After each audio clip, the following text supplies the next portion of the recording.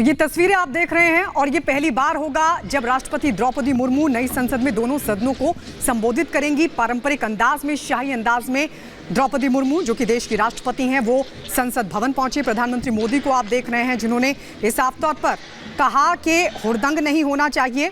आप तीखी आलोचना कीजिए। सदस्यगण सभी का नमस्कार।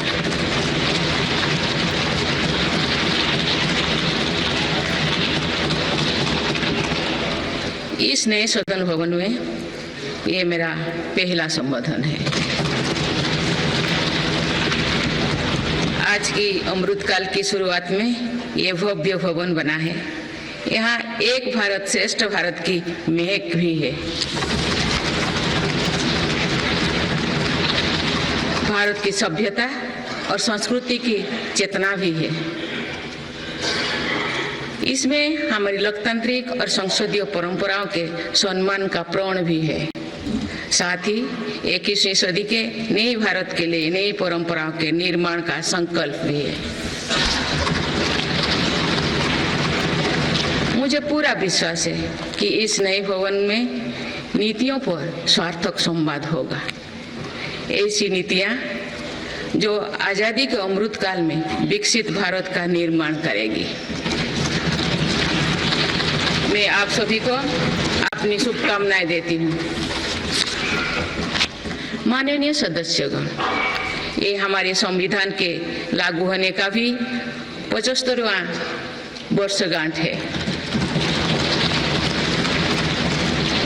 इसी कालखंड में आजादी के 75 वर्षों का उत्सव अमृत महोत्सव भी संपन्न हुआ है। इस दौरान देश भर में अनेक कार्यक्रम हुए। देश ने अपने गुमनाम स्वतंत्रता सेनानियों को याद किया। 75 साल बाद युवा पीढ़ी ने फिर स्वतंत्रता संग्राम के उस कालखंड को जिया। इस उत्सव के दौरान मेरी माटी मेरा देश अभियान के तहत देश भर के हर गांव की मिट्टी के साथ अमृत कलश दिल्ली लाया गया। 2 लाख से ज्यादा शिला फलकों स्थापित किए गए। 3 करोड़ से ज्यादा लोगों ने 5 प्राणों की शपथ ली। 70,000 से ज्यादा अमृत सरोवर बने। 2 लाख से ज्यादा अमृत वाटिकाओं का निर्माण हुआ। 2 करोड़ से ज्यादा पेड़ पौधे लगाया गया। 16 करोड़ से ज्यादा लोगों ने तिरंगा के साथ सेल्फी अपलोड की। अमृत उत्सव के दौरान ही कर्तव्य पथ पर नेताजी सुभाष चंद्र बोस की प्रतिमा स्थापित की गई। राजधानी दिल्ली में देश के अब तक के सभी प्रधानमंत्रियों की समर्पित म्यूजियम खोला गया। शांति निकेतन और होयबला मंदिर वर्ल्ड हेरिटेज लिस्ट में शामिल हुई। साहिबजादों की याद में वीरवाल दिवस घोषित हुआ। भगवान बिरसा मुंडा के जन्म दिवस को जनजातीय गौरव दिवस घोषित किया गया। विभाजन की विभीषिका को याद करते हुए 14 अगस्त को विभाजन विभीषिका स्मृति दिवस घोषित किया गया। माननीय सदस्यगण, बीता वर्ष भारत के लिए ऐतिहासिक उपलब्धियों से भरा रहा है। इस दौरान देशवासियों का गौरव बढ़ाने वाले अनेक पल आए। दुनिया में गंभीर संकटों के बीच भारत सबसे तेजी से विकसित होती बड़ी अर्थव्यवस्था बना। लगातार 2 क्वार्टर से भारत की विकास दर 7.5% से ऊपर रही है। भारत चंद्रमा के दक्षिण ध्रुव पर झंडा फहराने वाला पहला देश बना। भारत ने सफलता के साथ आदित्य मिशन लॉन्च किया। धरती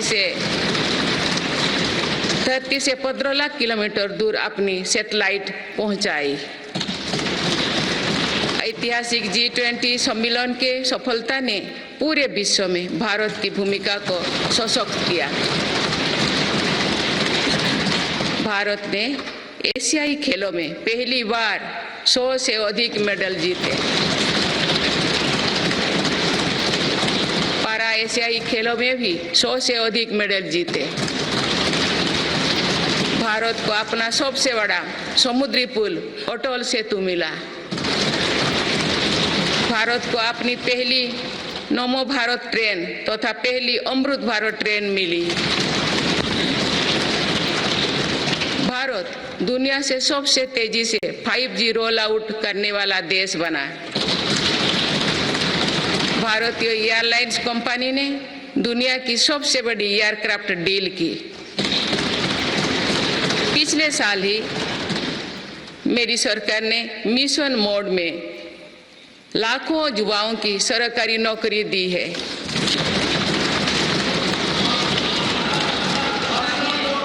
माननीय सदस्यगण, बीते 12 महीने में मेरी सरकार अनेक महत्वपूर्ण विधेयक लेकर भी आए।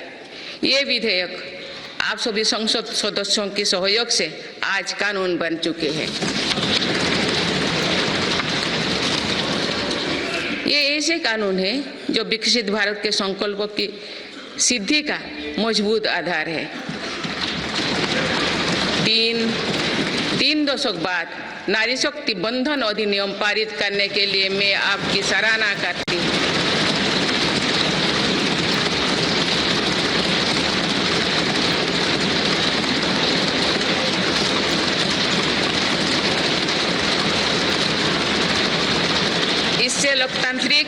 इससे लोकसभा और विधानसभा के महिलाओं की ज्यादा भागीदारी सुनिश्चित हुई है।